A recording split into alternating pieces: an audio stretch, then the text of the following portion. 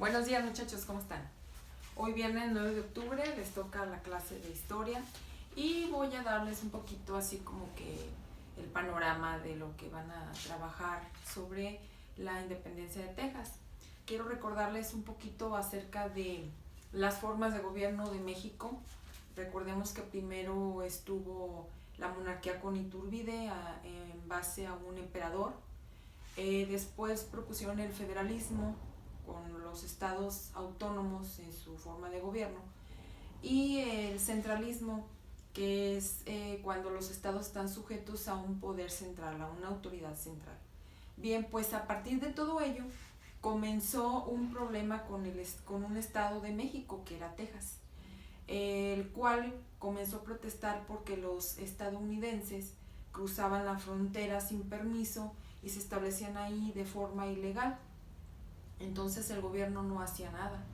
Ellos empezaron a protestar, además de que surgió el descontento de que en 1835 el Congreso en ese tiempo decidió convertir al país en una república central, cosa que ellos absolutamente se negaron a aceptar, ya que decían que habían jurado respetar la Constitución Federal de 1824. Entonces, en esos años, el presidente de México era Antonio López de Santa Anna.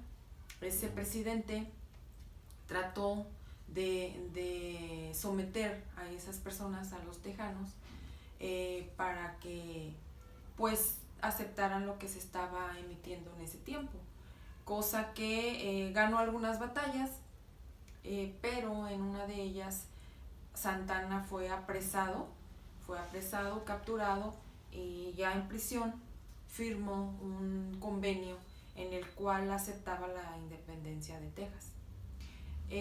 Por su parte, y todo ello desencadenó que Estados Unidos también quisiera expandirse en cuanto a territorio, intereses económicos, y primero compró y después declaró la guerra a México porque México no quería venderle más territorio. Esa primera guerra o esas primeras batallas se dieron en el norte de México, se dieron en Sonora, se dieron en Nuevo León.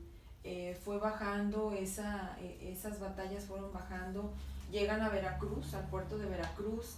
Ahí pues en el mar se da la batalla en barcos mexicanos y estadounidenses, pero como eran más los militantes extranjeros, pues ganaron la batalla también en Veracruz, y por medio de esto llegan a la Ciudad de México. En México se libran varias batallas, entre ellas la de Padierna, Churubusco, Molino del Rey y Chapultepec. Y aquí quiero hacer un paréntesis, porque recuerda que en Chapultepec, el 13 de septiembre de 1847, fue cuando en esa batalla los niños héroes defienden el castillo de Chapultepec. Claro que los estadounidenses ganaron y murieron ellos en manos de los soldados invasores. Finalmente, el 14 de septiembre de ese año, el ejército invasor iza su bandera, pues en señal de que ganó y de poderío, ¿no? En 1848, dado todo esto, se firma un tratado llamado Tratado y Guadalupe Hidalgo, en el que se acepta la pérdida de territorio de California y de Nuevo México. No tenemos el mapa, bueno, no tengo el mapa como lo tienen ustedes en el libro de historia. Aquí se ve claramente en su libro de historia, en la página 31, ustedes obsérvenlo y vean la pérdida de territorio que tenía México y que pasa a manos de Estados Unidos, ¿sí? Aquí pues nada más ya tenemos lo que quedó de nuestro territorio actual, pero todo era nuestro territorio. Entonces, por esos dos estados, o por ese territorio que ganan Estados Unidos a México, se compromete Estados Unidos a pagarle una compensación de 15 millones de pesos por ese territorio. Por eso te digo, analiza, observa tu mapa en la página 31 y verás que es la mitad o un poquito más de la mitad del territorio que tenía México. México era muy grande. Bien, pese a todos esos cambios políticos, hubo cambios en la vida del campo y de la ciudad. En el campo pues empezaron a haber más propiedades, se hicieron ranchos, se hicieron haciendas y la gente se fue a vivir ahí a sus propiedades.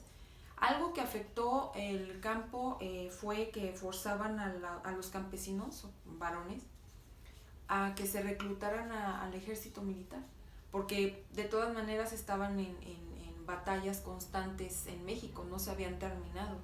Entonces, eso afectó mucho y a esa forma de forzarlos a reclutarse se le llama leva. Esto causó pues desintegración familiar y muchos problemas porque no estaban los hombres en el campo y pues a cargo de sus familias también.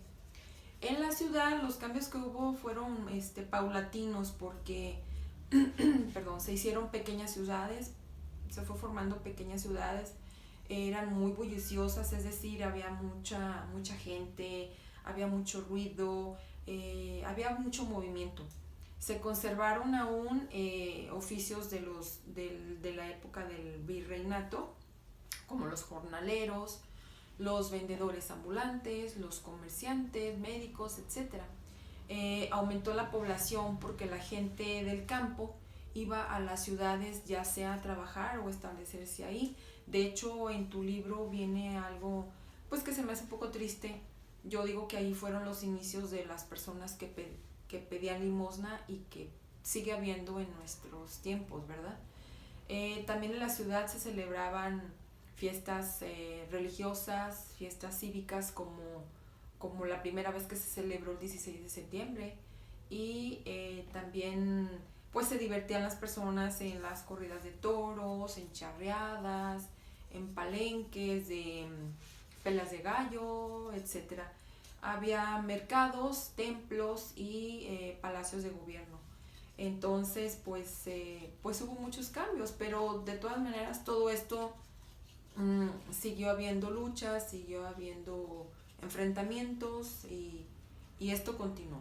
Pero bueno, esta es una parte solamente de la historia de nuestro México y te la quise contar a ver si te sirve para tu trabajo. Nos vemos, muchas gracias.